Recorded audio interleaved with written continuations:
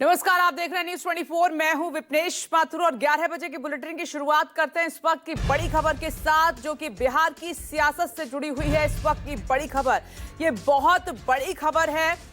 BJP का बिहार में CM चेहरा होंगे सम्राट चौधरी। ये इस वक्त की सबसे बड़ी खबर हम आपको बता रहे हैं।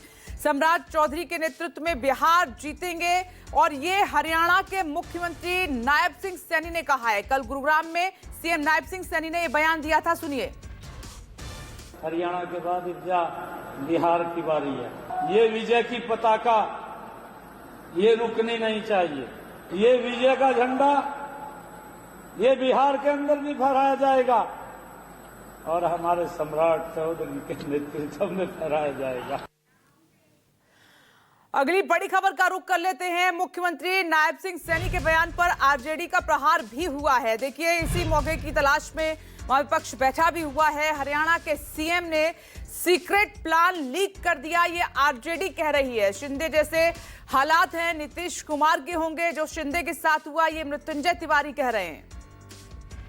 लगातार नेता प्रतिपक्ष श्री तेजस्वी यादव जी कह रहे हैं कि माननीय मुख्यमंत्री आदरणीय श्री नीतीश कुमार जी को बीजेपी कुर्सी से बेदखल करेगी।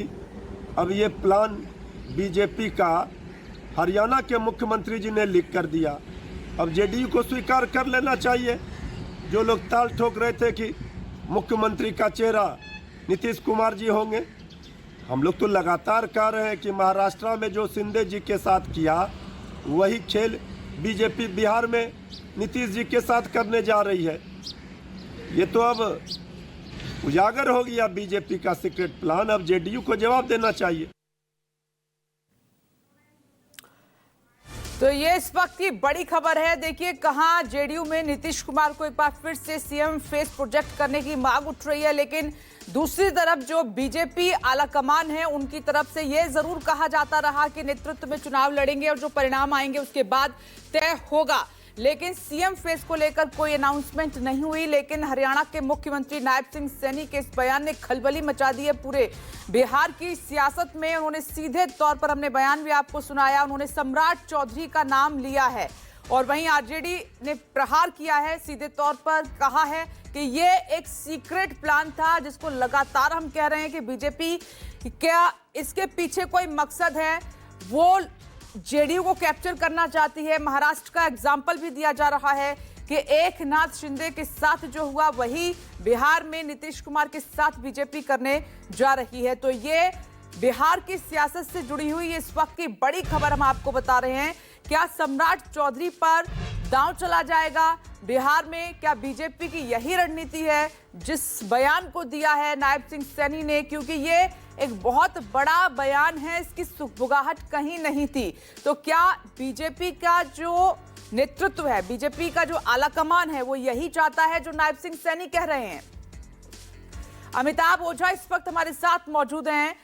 अमिताभ, आरजेडी तो ये कह रही है कि बीजेपी का जो सीक्रेट प्लान था वो उजागर कर दिया है नायब सिंह सैनी ने।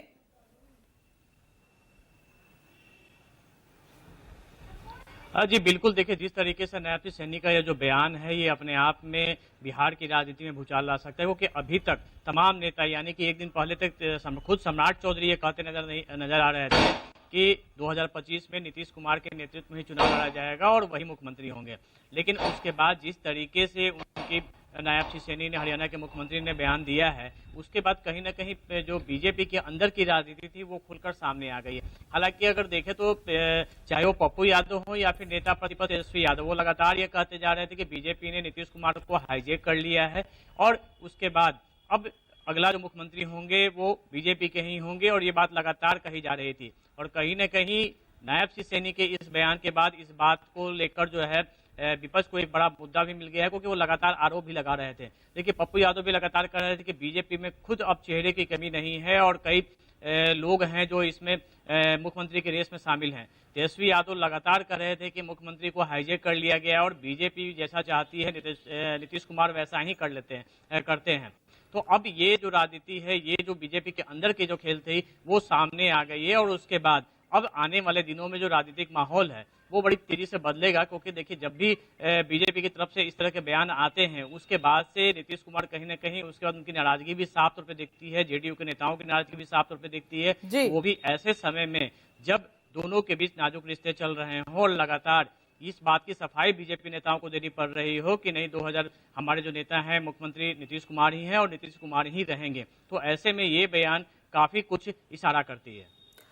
बिल्कुल, ऋषिकेश भी मेरे साथ जुड़ गए हैं। ऋषिकेश, अगर नायब सिंह सैनी इस तरह का बयान दे रहे हैं, जबकि आप देख रहे हैं कि सीएम फेस को लेकर किस तरह से एनडीए बिहार में खींचतान मची हुई है, कोई तस्वीर साफ नहीं है, लेकिन नायब सिंह सैनी यहाँ पर तस्वीर साफ करते हुए नजर आ रहे हैं। तो ऐसे ही तो उन्होंने ये नाम नहीं लिया है सम्राट चौधरी का, कुछ तो होगा इसके पीछे का कारण। बिल्कुल विपनेश, ये एक संयोग नहीं है कि नायब सिंह सैनी गुड़गांव में कोई राजकीय कार्यक्रम में सम्राट चौधरी को आखिरी में कह रहे हैं कि बिहार में चुनाव है, हरियाणा से जिस तरीके से शुरुआत हुई है बिहार में भी हम बड़े अंतर से चुनाव जीत रहे हैं और सम्राट चौधरी मुख्यमंत्री होंगे।